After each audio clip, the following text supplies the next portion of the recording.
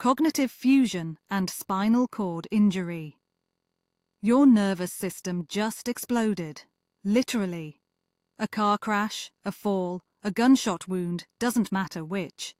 Your spinal cord snapped, and now every signal from your body is scrambled, delayed, wrong. You're in pain. Constant, relentless pain that doesn't respond the way pain used to. But here's where it gets ugly. The pain isn't the only thing that breaks you. Something else happens. Something invisible. Your mind starts eating itself. Depression hits.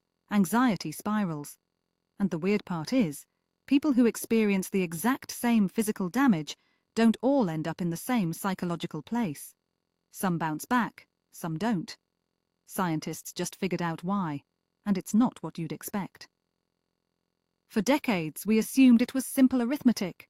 More pain equals more depression. Higher injury means worse mental health. The math checked out. People with spinal cord injuries have genuinely elevated rates of depression and anxiety. That's real. That's documented. But something was off about the formula, because pain intensity and pain interference aren't the same thing. You can have excruciating pain that doesn't destroy your life. You can have moderate pain that flattens you completely. Why? For years, nobody had a clean answer. Then, a team of researchers at Hackensack Meridian dug into the cognitive machinery running underneath all of this. This is the work of Abdelkarim Derbaly-Basenese and Elena Kera from the Department of Neurology at Hackensack Meridian School of Medicine in New Jersey. They published their commentary in the Journal of Spinal Cord Medicine in June of 2026. These are neuropsychologists. They think about the intersection of brain injury and mental suffering for a living. They were responding to a primary study that had just come out, and what they found was unusual enough that they felt compelled to weigh in. This is the kind of work that doesn't make headlines but shapes how we actually treat people.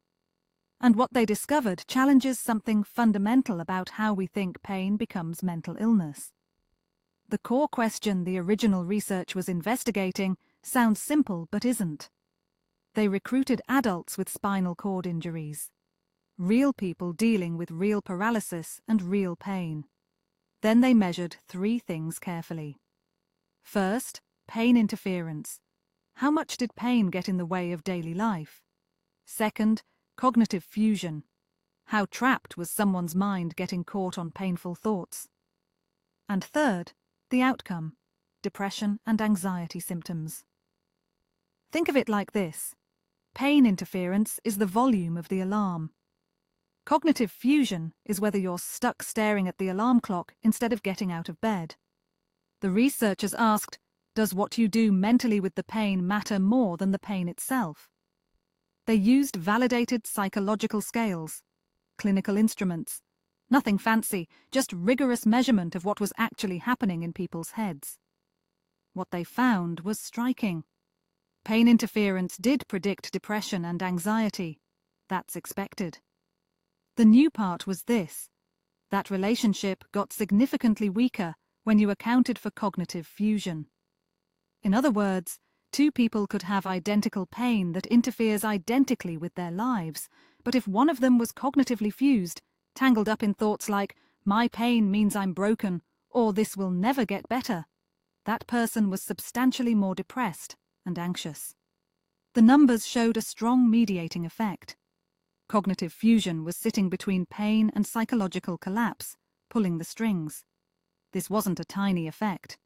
People high in cognitive fusion showed clinically meaningful increases in depression and anxiety relative to people low in cognitive fusion, even controlling for the physical pain itself. That's the crucial finding. Your thoughts about pain matter as much as pain itself, maybe more. Let's be concrete about what this means in actual life. Imagine 2 people with similar spinal cord injuries. Both experience chronic pain that genuinely interferes with work, sleep, social connection. By the numbers, both should be equally depressed. But one of them thinks, I have pain that interferes with my life, and that's horrible, but I can still do things that matter. The other thinks, my pain proves I'm permanently broken. I'll never be myself again. This is who I am now. The second person isn't making it up. Their pain isn't fake, but their mind is wrapped around the pain in a way that amplifies the suffering. And that thought pattern, that's cognitive fusion. It's the psychological equivalent of getting caught in a feedback loop where thinking about the problem becomes as destructive as the problem itself. Now, before we celebrate too hard, let's be honest about what this study can and cannot claim. This is a commentary on a single study. It's not a massive randomized controlled trial. The relationship between cognitive fusion and depression is correlational in nature. We can't say with certainty that changing cognitive fusion will change depression. It's suggestive. It's strongly suggestive. But it's not proof of a causal chain. There's also a selection bias question. Were people already naturally less prone to fusion-seeking treatment? Did therapy selection create the pattern? These are real limitations. That said, the theoretical framework makes sense, and it opens a door that previous research hadn't walked through clearly. Here's what makes this finding sit awkwardly in the bigger picture of pain science. For a long time, we treated pain as a straightforward sensory problem. Injury happens, nerves fire, brain registers pain, therapy targets the nerve or the brain's chemistry. That model works for some people some of the time, but it misses something essential. Pain is deeply intertwined with meaning, with narrative, with what you believe about yourself. Acceptance and commitment therapy, the framework these researchers are pulling from, flips the script. Instead of trying to eliminate painful thoughts, it teaches people to change their relationship to those thoughts. You don't have to believe I'm broken just because you think it. You don't have to fuse your identity with your pain. This study suggests that skill might be genuinely transformative for people with spinal cord injuries.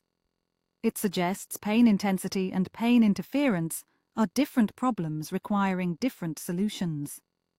The unsettling implication: your brain is partly engineering your own psychological collapse.